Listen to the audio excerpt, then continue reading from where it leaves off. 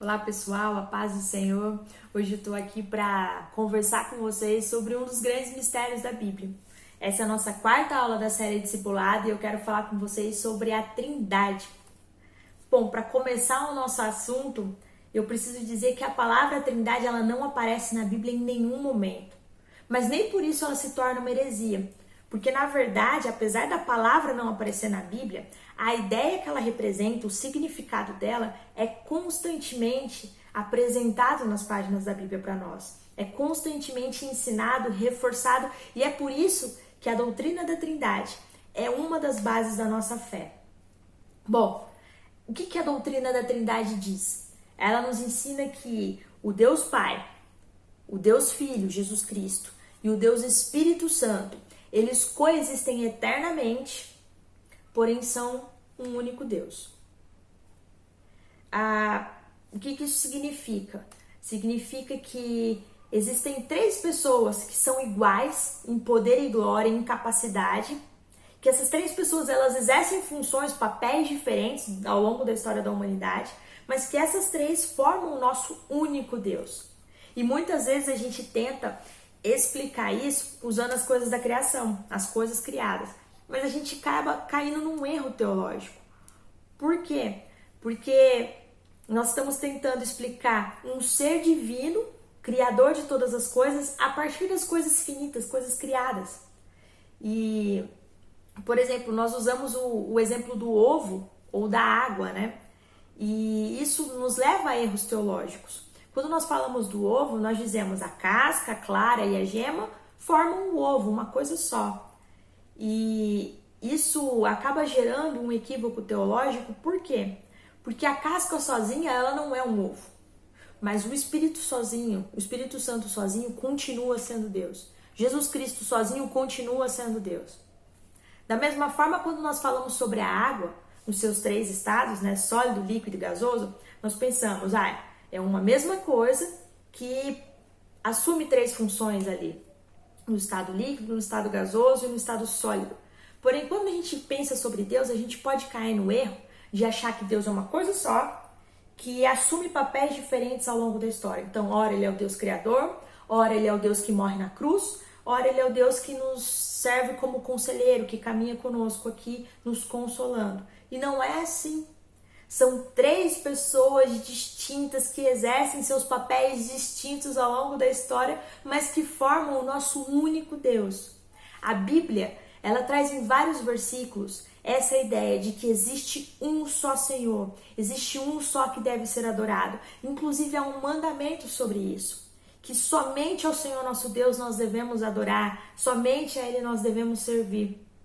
Mas a Bíblia traz também episódios em que esse único Deus, ele se revela nas três pessoas que subsistem em si. Por exemplo, o mais clássico de todos é o episódio do batismo de Jesus. A Bíblia conta que Jesus, quando veio como homem, e ele procura João Batista, seu precursor, aquele que preparou o caminho para que ele falasse das boas novas do reino, seu precursor e primo, inclusive. E ele procura João Batista para ser batizado no Rio Jordão. E a Bíblia diz que quando João Batista, quando ele sai da água, Jesus sai da água, o Espírito Santo desce como pomba e pousa sobre ele. O Deus Filho está ali saindo da água, sendo batizado por João Batista. O Deus Espírito Santo está repousando sobre ele como uma pomba. E o Deus Pai fala dos céus: esse é o meu Filho amado em quem me comprazo. Esse é o meu Filho amado em quem eu tenho prazer. Esse é o meu Filho amado que me enche de alegria. As três pessoas da Trindade numa única cena, coexistindo, exercendo seus papéis de forma diferente. Da mesma forma, nós vemos a Trindade na criação à redenção. Na criação, nós temos que o Espírito Santo parava sobre a face das águas, enquanto Deus criava, haja luz, haja céu, haja os luminares, enfim. Quando nós chegamos em João, no Evangelho de João, capítulo 1, versículo 1, João diz assim: no princípio, lá no começo na criação, Jesus Cristo era o verbo, Jesus Cristo era a palavra por meio da qual todas as coisas foram criadas. Ele estava com Deus e ele era Deus. A Trindade na criação. Da mesma forma, quando nós vemos a obra de salvação, né, na redenção da humanidade, nós vemos as três pessoas da Trindade, cada uma exercendo o seu papel para que o propósito divino se cumpra. Nós vemos Deus amando o mundo de tal maneira que resolve entregar o seu único filho Jesus. Nós vemos Jesus morrendo na cruz e ressuscitando e voltando ao Pai. E nós vemos esse mesmo Jesus dizendo, bom, a partir de agora, fiquem tranquilos que vai vir o meu conselheiro.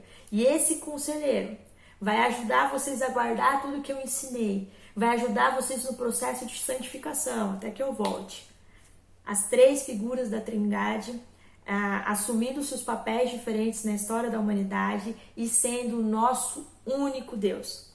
Eu confesso para vocês que a doutrina da Trindade é um daqueles assuntos que eu gosto de enquadrar em Deuteronômio 29, 29. Esse versículo de Deuteronômio diz que existem coisas encobertas que pertencem só a Deus. E eu acho que a Trindade é um desses assuntos que Deus preferiu não nos explicar tão claramente.